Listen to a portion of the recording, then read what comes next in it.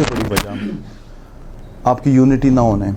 आपको तकलीफ़ नहीं है, आप हायर कोर्ट्स में नहीं जाते।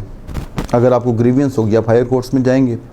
आपकी बहुत बड़ी वजह इसकी अनअवेयरनेस ऑफ इनफेमिलियरिटी विद लॉ है।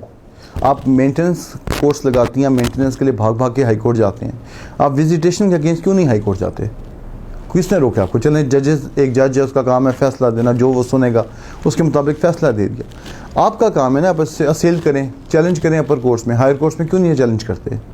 और कितनी आज तक रिटें फाइल हुई हैं, CPs constitutional petitions pro bono file की गई हैं इस सब्जेक्ट में।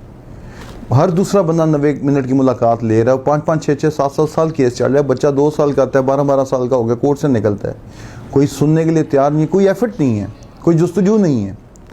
इस पर तो जुस्तजू करने की देर है ना, कोई खड़ा होने के लिए। आपका जॉइंट वेंचर ही नहीं है, आप क्यों नहीं हाई कोर्ट जाते? पब्लिक इंटरेस्ट लिटिगेशन में 100 नॉन कस्टोडियल फादर्स खड़े हैं और हाई कोर्ट जाएँ, उन्हें क्या हमारे साथ ये जुल्म हो रहा है, क्यों हमें अपने भेड़ बकरियों की तरह कोर्ट्स में बांधा हुआ? और आप देखें इससे बड़ा जुल्म क्या है?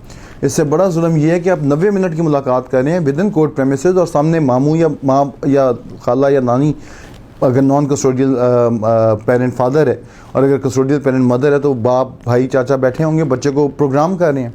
वो बच्चा तो फ्री है ही नहीं। वो 90 मिनट की मुलाकात महीने में 2 दफ़ा जो हो रही है वो भी अंडर कंट्रोल हो रही है। आप इससे बड़ा जुल्म देखें कि आप अपनी गार्डियन विजिटेशन एरिया में पिक्चर नहीं ले सकते अपने बच्चे की, आप अपने बच्चे की वीडियो नहीं बना सकते even for a memory. Practice है, एक हलाकू खान का निज़ाम कायम हुआ है। मसला ये है कि उसे चैलेंज कोई नहीं करता, आवाज़ कोई नहीं उठा रहा। आज आप आवाज़ उठाएं, कल इंशाल्लाह मामला रिजॉल्व हो जाए।